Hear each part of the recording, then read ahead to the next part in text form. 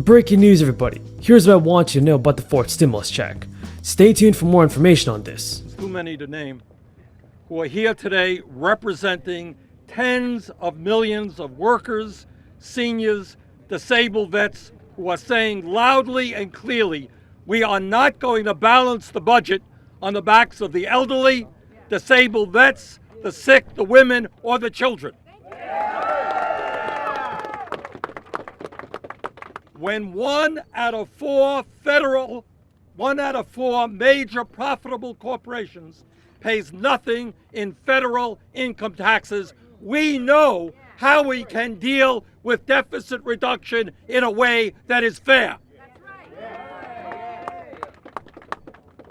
Now, some of you may remember that when Barack Obama was running for president in 2008, he said that he would not cut Social Security.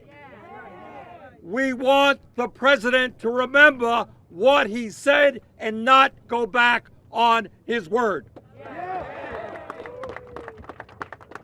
The truth of the matter is that when you go out and you ask people in any state in the country, whether it is a blue state, a red state, or a purple state, and you say, you know what?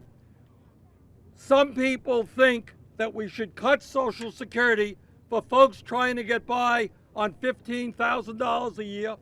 Some people think we should cut benefits for men and women who have lost their arms and legs defending this country. For millions of Americans, Social Security is a lifeline. Nearly 2/3 of all seniors depend on it for most of their income, keeps 15 million people out of poverty, and for millions of people who suffer accidents, who get sick, Social Security disability insurance is there when they need it.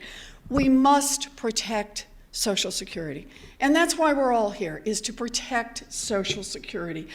The fight in front of us today is about the GOP's proposed cuts to the Social Security Administration's budgets. You know, as others have said, budget cuts have forced the SSA to significantly cut back on services, to close offices in recent years. Wait times have soared. People who need a little extra help filling out their paperwork or who hit a problem and need someone to talk them through it have fewer and fewer people there to be able to help them out.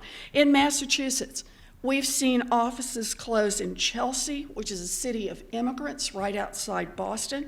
We've seen them close in Greenfield, a rural community. Democratic lawmakers in Congress are worried that Manchin will not vote for Biden's Build Back Better plan. Many Social Security recipients are upset that their monthly payments are arriving late. And this is today's latest stimulus check information. Senator Durbin told Yahoo News that he doesn't know whether Manchin is going to provide the crucial 50th vote for the Build Back Better plan from President Biden. The parliamentarian is the person who would rule on whether all the provisions of the bill are appropriate to be passed with the reconciliation process. Now, Manchin is the centrist from a fossil fuel heavy state whose opposition to many elements of the proposal has already enforced their removal. And now many Social Security beneficiaries have been complaining about delays in their payments. If you're eligible and have applied for Social Security benefits, you should expect to receive checks every month. To ensure benefits are distributed in a timely manner, the SSA sends various batches throughout the month. Payments are meant to enter people's accounts on Wednesdays.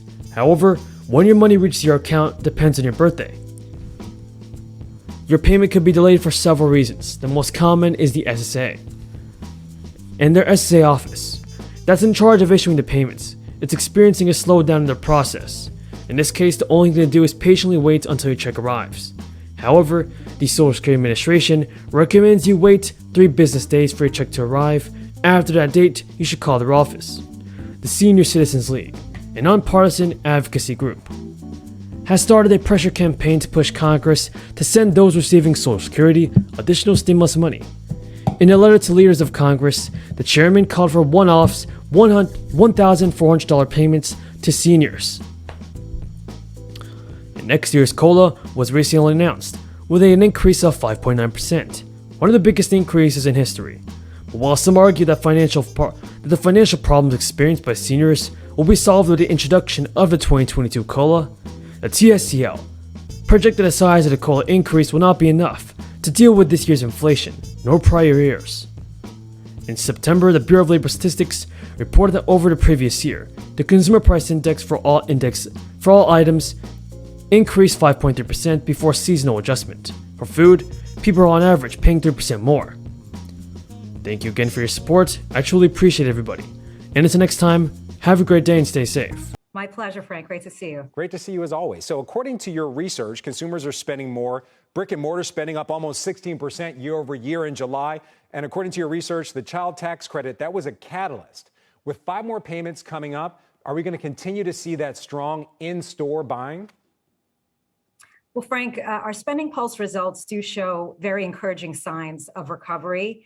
July was actually the 11th consecutive month of retail sales growth. And, in July, 10.9% increase in retail sales. That's quadruple the average growth for July.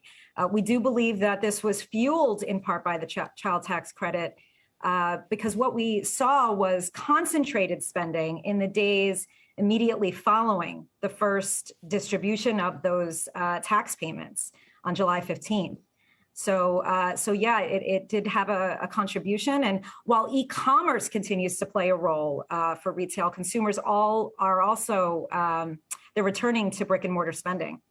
So we know a lot of employers are kind of rethinking their mask mandates, rethinking about if and when people should come back to the office. But when I look at these numbers, I see that jewelry and apparel sales, they're up 80% year over year. Jewelry sales in particular up 50% over July 2019. Are consumers saying they're ready to get the economy back open? They're ready to start going back out and dressing up? Well, consumers are certainly speaking with their wallets. More than 80% of retail sales were actually in person, especially on the weekends in July. And in-store sales were up 15.5% in July. And, as you said, Frank, where we're seeing the most significant growth, department stores up 80%. We're seeing apparel also up significantly, restaurants up over 60%. And then, of course, travel. We're seeing, airlines and lodging are not back to pre-pandemic growth levels. But what we're observing is that where there's an ability to travel because restrictions are lifted, there's a really strong consumer demand and desire for travel. So speaking of spending, there's so many more, varied ways to spend, I should say. There's cryptocurrency. There's also buy now, pay later. Big deal in the buy now, pay later space earlier this week with Square. How does that impact consumer spending? And actually, how does it impact your business when you see people looking to do that buy now, pay later? Yeah, Frank, we've watched this space very closely and have seen increased consumer interest in buy now, pay later